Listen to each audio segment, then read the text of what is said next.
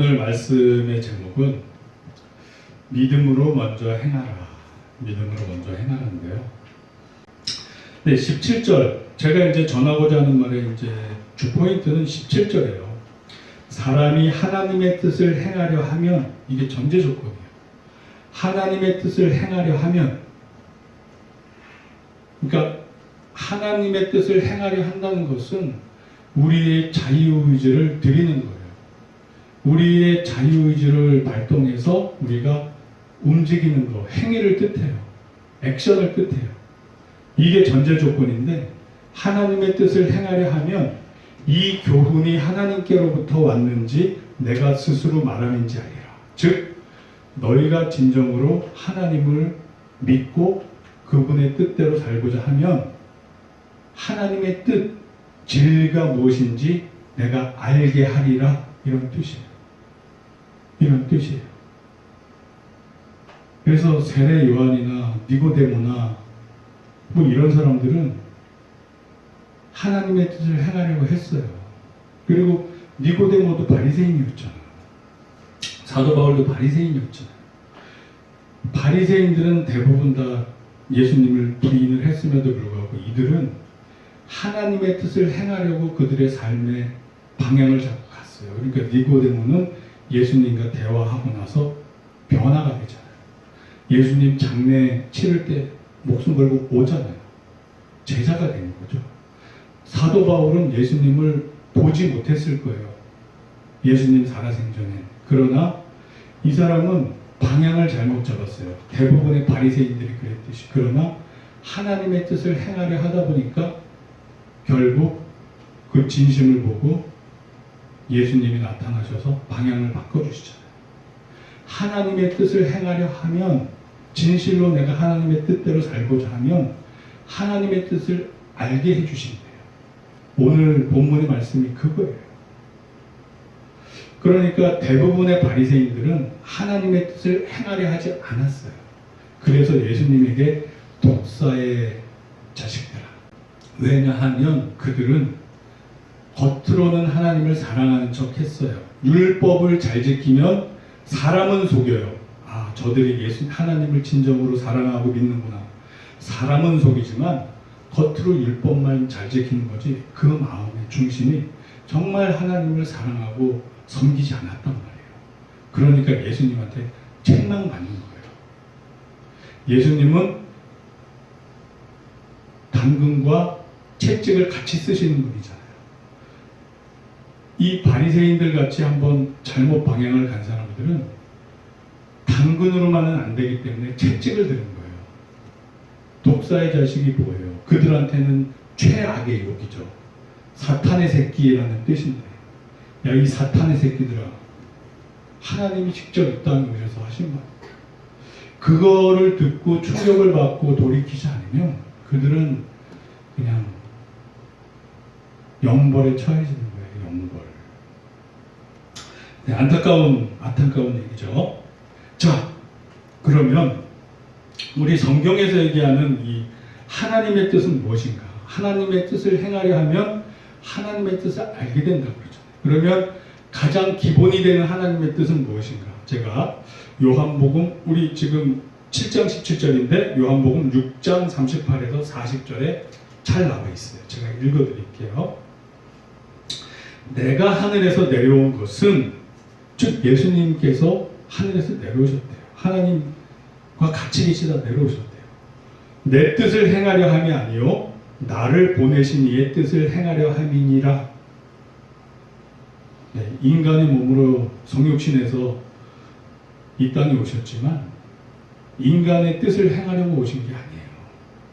하나님의 뜻을 행하려고 오셨던 거예요. 아멘. 나를 보내신 이의 뜻은, 예, 여기 나와요. 나를 보내신 이의 뜻은 내게 주신 자 중에 내가 하나도 잃어버리지 아니하고 마지막 날에 다시 살리는 이것이니라. 아멘. 우리도 예수님처럼 다 살리심을 얻는 거예요. 알곡이 돼서 곡간에 들여짐을 받는 거예요. 아, 할렐루야. 제가 이 말씀을 준비했지만 아, 너무 기가 막히게 말씀을 잘 뽑았다. 아멘. 아니, 그러니까 설교자는 자기 설교하면서 자기 설교에 자기가 은혜를 받아야 돼요. 네, 그렇지 않으면 은혜를 못 받아요. 근데 제가 이 하나님의 말씀을 그대로 읽으니까 저도 은혜가 돼요. 지금 제가 설교하면서 감사합니다, 주님. 자, 40절. 내가 아버지의 뜻은 아들을 보고 믿는 자마다 영생을 얻는 이것이니 마지막 날에 내가 이를 다시 살리리라 하시니라. 아멘. 아멘. 그러니까 이게 하나님의 뜻이에요. 그러니까 하나님의 뜻을 행하려 하면 이러한 하나님의 뜻을 알게 돼요. 예수 그리스도께서 우리를 살리시기 위해 이 땅에 오셨고 우리가 그분을 믿으면 마지막 날에 그분이 우리를 다시 살리신다는 이 뜻을 알게 돼요. 이 뜻을 알게 돼요. 근데 하나님의 뜻의 가장 골격 뼈대가 이런 거고 또 우리가 살아가면서 여러 가지 하나님의 뜻을 분별해야 될 때가 있잖아요. 우리가 삶에서 뭐 성경에서 제시하고 있는 기준이 있지만 없는 부분도 많아요. 그럼 그럴 때 어떻게 해야 되겠어요? 말씀 묵상하면서 기도하면서 과연 하나님께서 우리에게 원하시는 방향은 무엇인가? 큰 틀에서 보면 하나님 사랑, 이웃 사랑이니까 내가 지금 어떤 선택을 할 때 이것이 과연 하나님 사랑, 이웃 사랑에 해당이 되는 건가? 정말 좋은 직업을 얻어서 돈을 많이 벌어서 헌금 많이 하고 싶은데 알고 봤더니 이 직업이 남의 뒤통수 치는 직업이다. 돈은 많이 벌 수 있지만 누군가의 마음을 상하게 하고 아프게 하는 것이다. 그러면 이거는 이웃사랑에 해당이 안 되니까 내가 돈은 많이 벌 수 있지만 이 직업은 내려놔야 되겠다.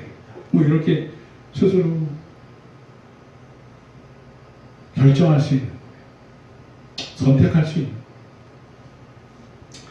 자, 그래서 하나님의 뜻대로 살고자 하면 하나님의 뜻을 알게 된다. 이게 세상 논리 기준과 좀 달라요. 세상에서는 어떤 일을 하기 위해서는 먼저 알아야 돼요. 먼저 배워야 돼요. 그래야 그 일을 맡겨주고 그 일을 할 수 있어요. 그런데 지금 우리가 읽은 본문에서는 모르는 상태에서 그냥 믿음으로 하나님 뜻대로 살고자 하는 나의 자유의지를 먼저 표현해야 되는 거예요. 참 이상해요. 그러니까 세상 논리와 이 하나님의 논리는 좀 달라요. 그러니까 하나님을 믿는 믿음 안에서 예수님을 구주로 믿는 믿음 안에서 먼저 자유의지를 드려야 돼요. 먼저 액션을 해야 돼요. 움직여야 돼요. 그러다 보면 하나님의 뜻을 하나하나 알게 해주세요. 이 길로 가라는 게 하나님의 뜻이구나. 한 발자국 가잖아요. 그 다음 발자국은 어디로 가야 될까? 또 나가려고 하다 보면 방향을 알려주세요. 그때 한 스텝 한 스텝 알려주세요. 우리가 아무리 영성이 좋고 성령 충만해도 나의 앞길 모든 것을 다 할 수는 없어요. 왜? 하나님이 그렇게 안 가르쳐 주세요. 내 바로 앞에 한 단계까지만 알려주세요. 그렇게 한 단계 열어주시면 그쪽으로 가고 또 하나님 뜻대로 살라고 막 애쓰고 발버둥 치다 보면 그 다음 단계를 또 열어주세요. 그럼 그 다음 단계로 가고 아멘. 그래서 순종이 중요해요. 그래서 순종이 중요해. 그래서 하나님 뜻을 행하려고 하면 하나님의 뜻을 알게 되는데 점점 넓고 깊고 세밀하게 알게 돼요. 아멘. 아멘이에요. 아까 그 큰 틀 안에서 예수 그리스도가 하나님의 본체시고 구주시고 그분으로 말미암아 우리가 영생을 얻는다는 것. 이 진리 안에서 우리가 삶을 살아갈 때 적용할 수 있는 다양한 것들을 하나하나 더 알려주세요. 하나님 뜻에 맞게. 자, 성경에서 보면 이런 먼저 믿음으로 행해야 된다는 사례가 많아요. 제가 이 사례를 들고 말씀을 마무리 짓도록 하겠습니다. 한 6, 7가지 말씀드릴 건데, 첫째, 마태복음 6장 33절 말씀을 보면, 그런즉 너희는 먼저 그의 나라와 그의 의를 구하라. 그리하면 이 모든 것을 너희에게 더하시리라. 그러니까 하나님께서는 먼저 우리의 믿음의 순종을 원하시는 거예요. 믿음의 순종. 갈 바를 알지 못하나 떠나라 그러면 떠나는 거예요. 떠나다 보면 길을 인도해 주시는 거예요. 근데 이게 세상 사람들 이성에는 도저히 맞지 않아요. 어디로 갈 바를 모르는데 어떻게 떠나요? 세상 사람들은 이렇게 행동할 수가 없어요. 즉 믿음이 있는 자만 순종할 수 있는 거예요. 그러니까 이러한 과정을 통해서 하나님은 우리의 믿음을 테스트하는 것이 아닐까? 우리의 믿음을 달아보시는 게 아닐까? 이런 생각이 드는 거예요. 성경에 이런 부분이 너무 많아요. 먼저 그의 나라와 의를 구하면 이 모든 것을 더해 주시는데, 이 모든 것이 뭐냐 하면 그 앞에 구절에 나와 있어요. 31절에 보면 그러므로 염려하여 이르기를 무엇을 먹을까, 무엇을 마실까, 무엇을 입을까 하지 말라. 즉 우리의 의식주에 대한 거예요. 먹고 사는 생존에 대한 문제를 해결해 주신다.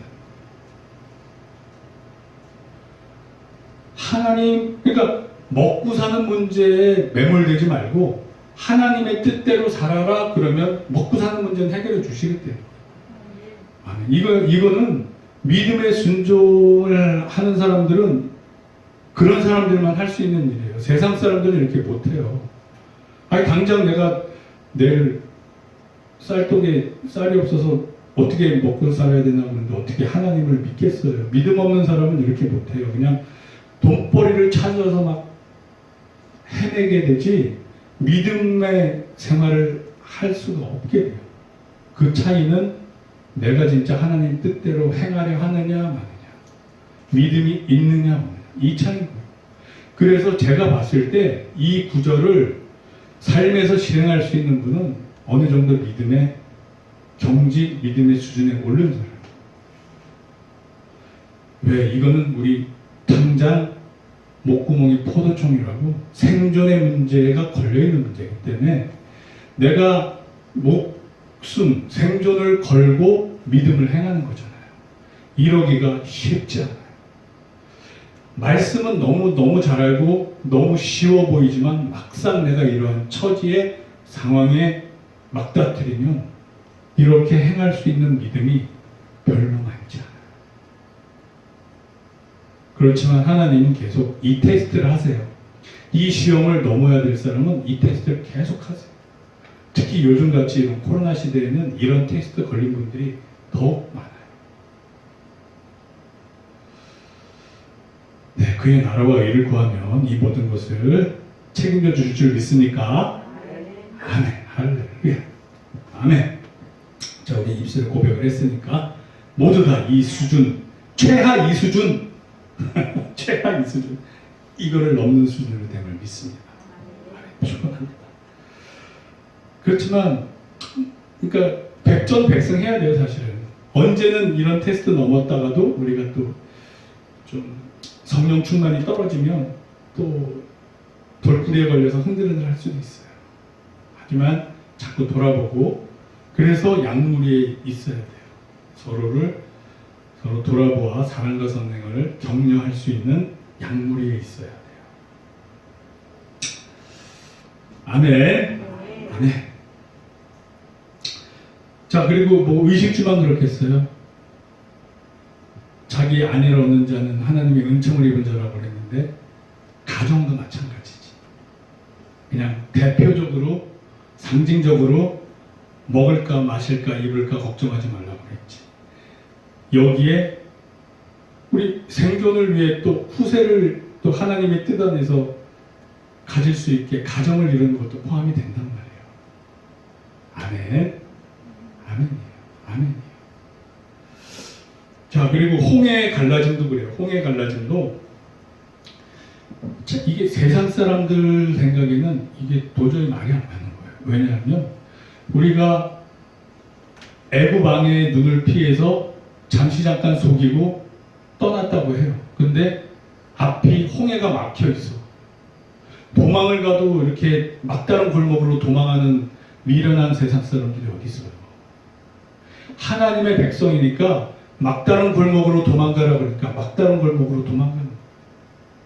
홍해 바다가 막혀 있는 대로 도망가는 사람들이 세상에 어디 있냐고요. 이거는 믿음이 아니면 행할 수 없는 행동이에요. 자살하러 가는 거로밖에 안 보여요. 모세가 믿음으로 하나님의 인도하심을 받고 이 홍해까지 인도해 가는 거예요. 쫓아올 거 알면서.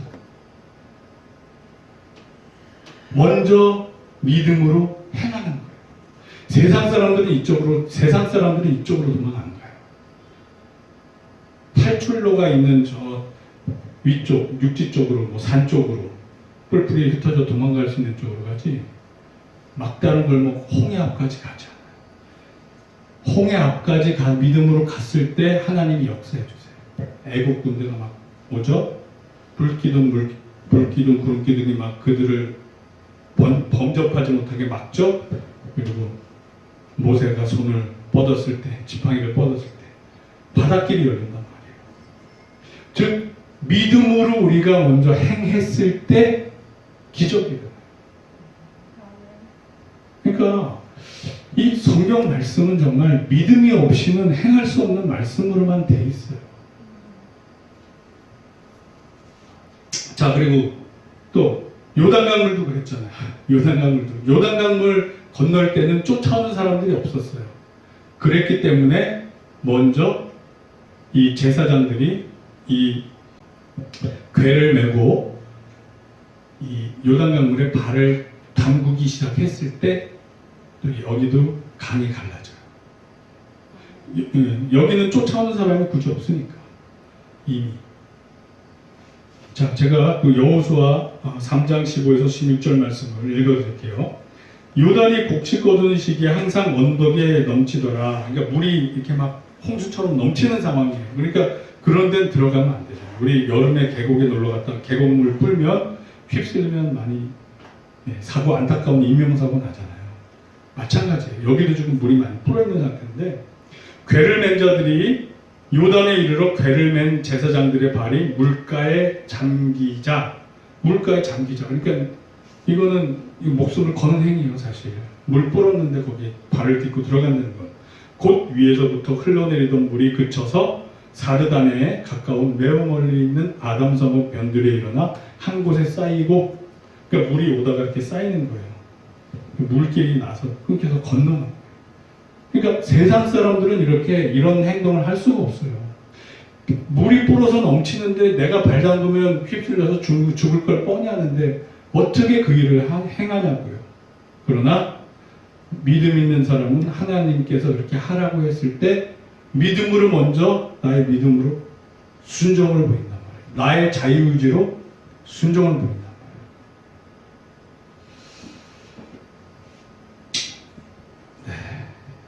그리고 또 예수님의 경우를 한번 들어볼게요. 예수님께서는 믿음으로 먼저 감사하셨어요. 요한복음 11장 41절, 43, 44절 말씀을 보면 돌을 옮겨놓으니 예수께서 눈을 들어 우러러 보시고 이르시되 아버지여 내 말을 들으신 것을 감사하나이다. 그러니까 먼저 그냥 감사하셨어요. 이 말씀을 하시고 큰 소리로 나사로야 나오라 하시니 나사로야 나오라 부르시니 죽은 자가 수족을 배로 동이채로 나오는데, 그러니까 나사로야 나와라, 그리고 죽은 자가 살아서 나왔을 때 하나님 감사합니다가 아니라 그냥 믿고 먼저 감사해요. 나의 믿음을 먼저 고백하는 거예요. 하나님이 들어주실 거예요. 감사부터 하고 나사로야 나오라 그러니까 또 나오잖아요. 네. 믿음이 없이는 이런 행동이 나올 수가 없어요.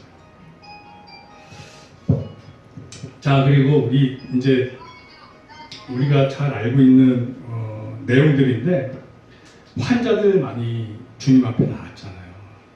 그러니까 예수님이 가서 환자를 먼저 가서 38년 된 환자 같은 경우에 가서 특별하게 대화하시고 구원해 주시고 했지만 대부분 대체적으로는 환자들이 막 자발적으로 나왔어요. 나의 믿음을 먼저 보였어요. 예수님 앞에. 맹인의 예를 들어서 마가복음 10장 46에서 48절을 보면 나사렛 예수시란 말을 듣고 소리질러 이르되 다윗의 자손 예수여 나를 불쌍히 여기소서 하거늘. 당시에는 이런 장애우들이 죄와 장애와 좀 연결시켜 생각을 많이 했어요. 부정탄다고 그랬잖아요. 이런 장애인들은 성전에도 못 들어갔어요. 사실. 그러니까 일반 사람들하고 어울리기가 어려웠어요. 그러니까 괜히 일반 사람들 옆에 끼려고 하면 막 잘못하면 돌 맞을 수도 있어요. 근데 나사렛 예수시라는 말을 듣고 다윗의 자손 예수여 나를 불쌍히 여기소서. 먼저 내가 나아가는 거예요. 돌 맞을 거 각오하고 일반 정상인들 사이에 내가 막 뛰어드는 거예요. 내 믿음을 먼저 보이는 거예요.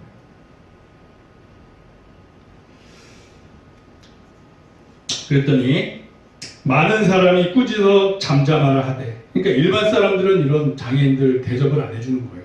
너는 죄 져서 너는 벌 받은 사람 아니냐, 이런 식으로 잘못 생각을 많이 했어요. 당시 조용해 지금 여기가 어디라고 이렇게 맹인이 예수 이름을 부르냐, 막 이런 식으로 막 꾸짖었겠죠. 그러니까 그가 더욱 크게 소리질러 이르되 다윗의 자손이여 나를 불쌍히 여기소서 하는지라. 이게 우리들의 모습이에요. 우리들의 모습이 돼야 돼요. 연약한 우리들의 모습인 거예요. 그냥 주님 앞에 믿음을 보이면서 먼저 나가야 돼요. 예수께서 말씀하여 이르시되 내게 무엇하여 주기를 원하느냐. 맹인이 이르되 선생님이여 보기를 원하나이다. 예수께서 이르시되 가라 내 믿음이 너를 구원하였느니라. 할렐루야. 할렐루야. 그러니까 믿음의 행동이 먼저 되니까 그 다음에 이어서 기적의 역사가 해요. 예수님이 고쳐주세요. 또 중풍병자도 마찬가지잖아요. 그 친구를 이렇게 예수님께 데려가려고 했는데 사람이 인파가 너무 많으니까 지붕에 올라가서 기아를 다 뜯고 그쪽으로 내리잖아요. 그러니까 예수님께서 뭐라고 그래요? 예수께서 그들의 믿음을 보시고 이르되 이 사람아 내 죄 사함을 받았느니라 하시니 구원시켜 주시는 거예요. 자, 그 다음에 혈루병 여인도 마찬가지잖아요. 혈루병 여인도 이 사람들한테 이렇게 병든 상태에서 예수님께 다가가다 걸리면 안 좋죠. 근데 그냥 가서 옷자락만 만지면 내가 구원받으리라. 그래서 뒤에 가서 만지잖아요. 내 믿음을 먼저 보였어요. 만지잖아요. 그리고 고침을 받게 돼요. 할렐루야. 네, 그러니까 성경의 말씀은 이래요. 성경의 말씀은 우리의 믿음을 먼저 보이시길 원해요. 믿음으로 먼저 행하시길 원해요. 그러니까 세상 사람들 논리와는 조금 달라요. 세상 사람들은 뭔가 알아야, 나아갈 바를 알아야 그쪽 길로 나아가는데 우리는 하나님이 그냥 가라 하시면 방향을 모르지만 일단 순종하고 움직이는 거예요. 움직이다 보면 그 다음에 길을 보여주시고 길을 열어주시고 없던 길도 만들어주시고 인도해 주신다. 아멘. 할렐루야. 네. 오늘 말씀을 마치기 전에 제가 유튜브 그 동영상을 보면서 하나 이제 좀 인상에 남은 부분이 있어서 이거를 여러분들과 공유하려고 해요. 혹시 소향 아시죠? 소향 아시는 분? 네, 많이들 아실 텐데 이분이 진짜 하나님께서 은사를 주셨어요. 목소리, 찬양의 은사를 주셔서 정말 전 세계적으로 인정받아요. 네. 그렇지만 본인이 세속적으로 돈 버는데 별로 욕심을 안 내서 그렇게 막 진짜 세계적인 스타가 돼서 막 전용기 타고 다니면서 큰 돈 벌고 이런 건 아니지만 이미 실력으로는 이미 다 인정받았어요.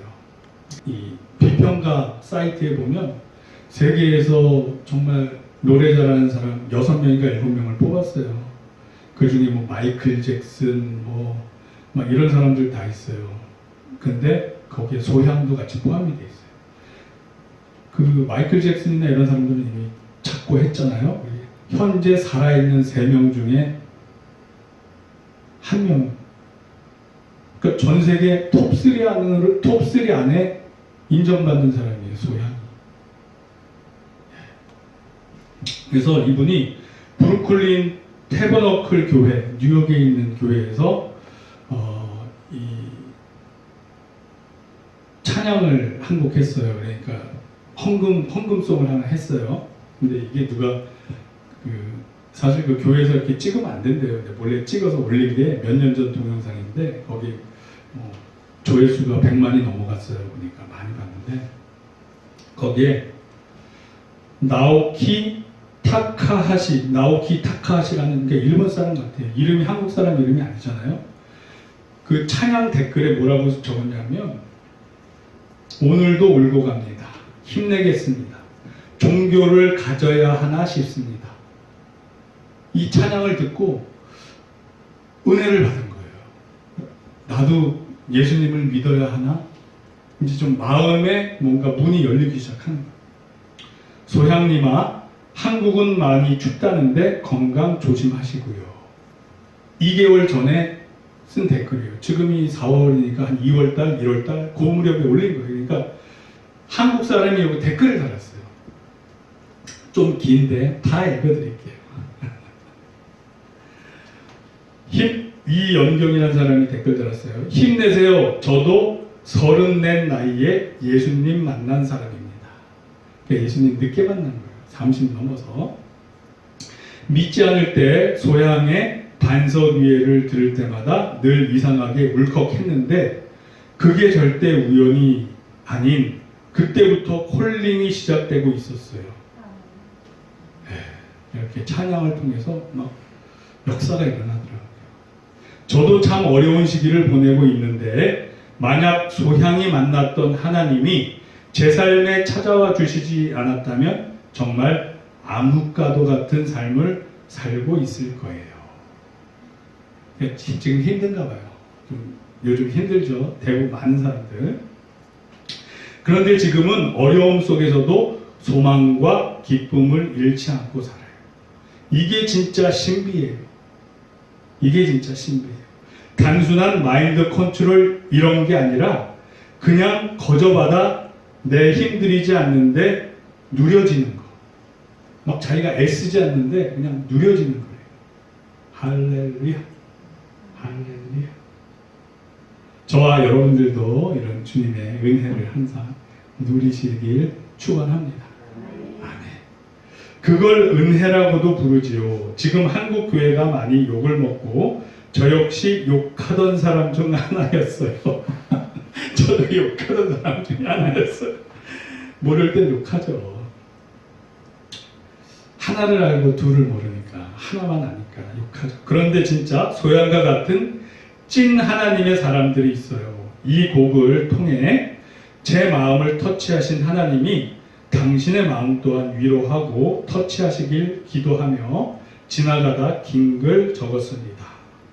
그런데 몇 시간 전에 글을 올리셨던데 이 영상 항상 해석 가사가 있는 다른 영상만 보다가 처음 봤는데 이것도 우연이 아닌 것 같아요. 이렇게 댓글을 달게 단 게 우연이 아닌 것 같다는 얘기예요. 하나님이 형제님을 참 사랑하신다고 감히 고백해 봅니다. 일본인이신가 봐요. 건강하시고 이 시기를 잘 넘기시길 기도해요. 읽어주셔서 감사해요. 그렇습니다. 오늘 부활절 맞이해서 우리도 알곡으로 곡간에 드려짐을 믿습니다. 삶에서 이런 향기, 소향님과 같은, 소향 자매님과 같은 이런 향기. 찬양으로 막 이렇게 한 게 유튜브에 올라가니까 누군가 그것을 듣고 은혜 받고 돌아오고, 또 누군가 나도 믿어야 되지 않나 하니까 나도 그랬었다 그러면서 또 댓글로 믿음을 가질 수 있게 격려해줘. 저와 여러분들의 역할이 이래야 되는 믿습니다. 아멘. 아멘. 할렐루야. 자, 결론을 내리겠습니다. 하나님의 뜻을 행하려 하면 하나님의 뜻을 알게 해주십니다. 아멘. 보다 넓고 깊고 세밀하게 알려주셔요. 그러니까 우리가 항상 주님과 동행해야 돼요. 이제 어느 순간부터는 사소한 것조차 주님 이거 어떻게 해야 돼요? 뭘 선택해야 돼요? 어느 길로 가야 돼요? 이제 수시로 묻게 돼요. 수시로 묻게 돼요. 이럴 때는 어떻게 대답해야 돼요? 이럴 때는 어떻게 전도해야 돼요? 이렇게. 그러면 주님의 음성을 들으시면서 주님 뜻을 점점 더 이렇게 구별해서 뜻을 알게 돼요. 그러면 순종하면서 더 예수님 닮아가시면 됩니다. 아멘. 자, 그렇게 순종해서 우리가 알곡으로 열매 맺는 삶을 삶에 살기를 축원합니다.